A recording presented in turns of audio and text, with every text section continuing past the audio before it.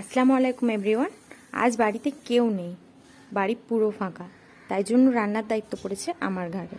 সেই জন্য প্রথমে চিকেনটা নিয়ে এসে চিকেনটা পিস করে কেটে নিলাম।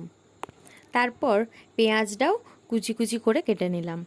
এবার আলুগুলো ভেজে তুলে নিয়ে ওই তেলেই পেঁয়াজটা হালকা করে ভেজে আদা রসুন আর চিকেনটা একসাথে ভেজে নেব।